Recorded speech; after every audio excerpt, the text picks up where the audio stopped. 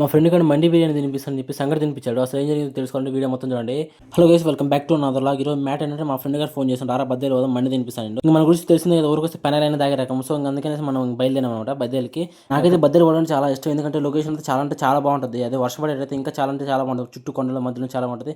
ఇంకా చూస్తే పెట్రోల్ లేదు, ఇంకా పెట్రోల్ కొట్టుకొని మళ్ళీ బద్దెలకు వచ్చేసాం అనమాట. బద్దెలు రాగానే ఫస్ట్ వచ్చేసి ఇంకా టైలర్ షాప్కి వెళ్ళాము. వీరికి ఏదో బట్టలు కుట్టించుకుంటే నేనేమో ఇంకా కొత్త బట్టలు ఏమైనా కుట్టించుకుంటున్నాము అనుకున్నాను. చూస్తేనేమో ఇంత సంచి తెచ్చినాడు. ఏందా సంచిలో చూస్తే అన్ని పాత నైట్ ప్యాంట్లు, దాన్ని కుట్టించుకుందాం వచ్చిన మళ్ళీ ఈ పాత పాటల కోసం మా ఫ్రెండ్ రెఫరెన్స్ అనమాట. ఈ తెలిసిన వాళ్ళని సీట్ తీసుకొచ్చినాడు.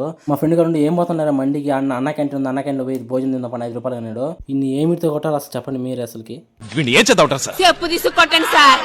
మీరు కానీ ఈ వీడియో 100 లైక్స్ కంప్లీట్ చేస్తే మాత్రం నెక్స్ట్ టైం వచ్చేసి అన్న క్యాంటీన్లో భోజనం ఎలా ఉంటుంది అనేది చూపిస్తాను. ఇంకా అలా టైలర్ షాప్ నుంచి వచ్చేసి ఇంకా చెప్పులు కావాలంటే మా ఫ్రెండ్ గారు చెప్పుల షాప్కి వచ్చేసాను. ఇంకా చెప్పులు తీసుకునేసి వెళ్ళిపోయినామంట బండికి. మళ్ళీ మా ఫ్రెండ్ గారు ఒక మిక్సీ కావాలి పదం పాలని చెప్పాడు. నేనేమో ఆస్తే వచ్చాను మండి లాగిద్దామని. సీట్ చూస్తేనేమో నన్ను కూల్ నా కొడుకులాగా వాడుకుంటా ఉండు. అవి మోపించుకొని ఈ మోపించుకొని సర్లేపు మోపించుకుంటే మా ఫ్రెండే కదా మండి ఇప్పిస్తాను అనేసి పోయాను. పోయి చూస్తేనేమో మండి ఇప్పట్లేదు. సంగటి ఇప్పిస్తానని చెప్పాడు. ఇంక సిగ్గు లేకుండా నవ్వుతున్నా చూడు.